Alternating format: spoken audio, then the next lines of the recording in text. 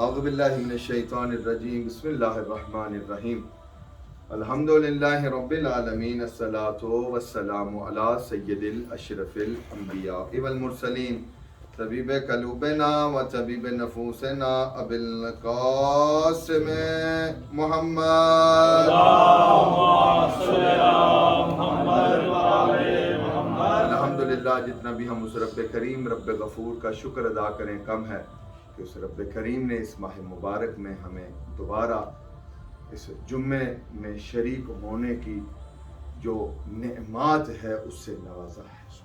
سب سے پہلے میں اپنے آپ کو پھر آپ سب کو یہ یاد کروانا چاہتا ہوں کہ اپنی زندگی میں تبدیلی میرے کہنے پر نہیں یا کسی اور کے کہنے پر نہیں، بلکہ اس رب کو راضی کرنے کے لیے اپنی زندگیوں میں انقلاب لے کر جو اس وقت ملک کے جو حالات ہیں، اس ملک کے بھی اور ہمارا جو پاکستان ہے اس کے بھی حالات آپ کے سامنے ہیں. دیکھیں، میں یہ نہیں کہہ رہا کہ انسان سیاست نہ کرے. سیاست کرنا ہر انسان کا حق ہے، مگر افسوس اس بات پر ہے کہ جہاں سیاست ہوئی ہے، یعنی جو کام مدینہ المنورہ میں ہوا اس کی ہم مذمت کرتے ہیں. یعنی رسول اکرم صلی اللہ علیہ وآلہ وسلم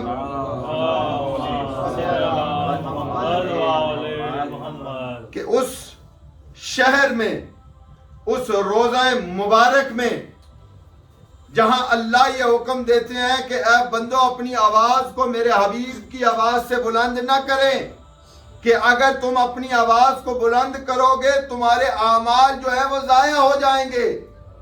وہاں مسلمانوں نے، یعنی وہ ایسے شہر ہیں جہاں غیر مسلم داخل نہیں ہو سکتے، ورنہ ان کی سیاست یہ ہوتی کہ ہم نے نہیں، یہ غیر مسلموں نے کیا ہے. مگر مدینہ منورہ اور مکہ المکرمہ میں غیر مسلم داخل نہیں ہو سکتے، وہاں تم نے جا کر سیاست کی ہے.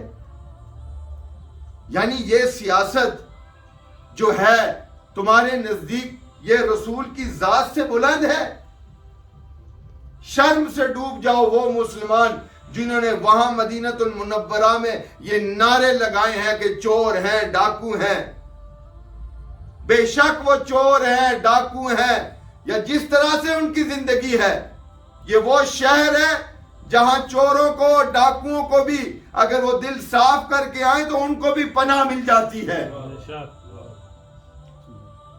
مگر اس طرح سے سیاست مدینہ المنورہ میں، رسول کے روضے میں، کہ وہیں کی حکومت نے یہ اعلان کیا کہ جو لوگ اس سیاست میں شامل تھے ان کے ویزے بھی کینسل، اور تا حیات وہ سعودی میں داخل نہیں ہو سکتے. یعنی یہ ان کی پنشمنٹ یہ بھی کم ہے، چونکہ اس کے ساتھ انہوں نے اپنے اعمال بھی ضائع کر دیے. یعنی انسان زندگی صرف کرتا ہے کہ میرے پاس اتنے تھوڑے سے اعمال ہو جائیں کہ میری روز معاشر بخشش ہو جائے، اور اپنی تھوڑی سی آواز کو نبی کی آواز سے بلند کرنے سے اللہ کہتے ہیں تمہارے تمام اعمال ضائع ہو گئے. انہوں نے کتنا شور کیا وہاں.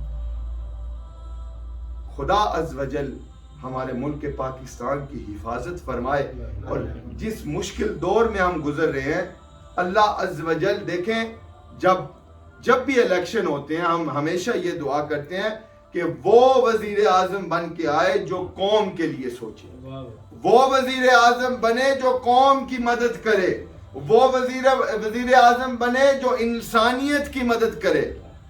ہم تو یہی دعا کرتے ہیں کہ اللہ عز و جل ہمیشہ ہمارے ملک کی حفاظت فرمائے، ہماری پاک آرمی کی حفاظت فرمائے، اور ہمارے ملک کو اس ملک بننے کی توفیق عطا فرمائے جس کا خواب قائد اعظم نے جو سوچا تھا اور دیکھا تھا.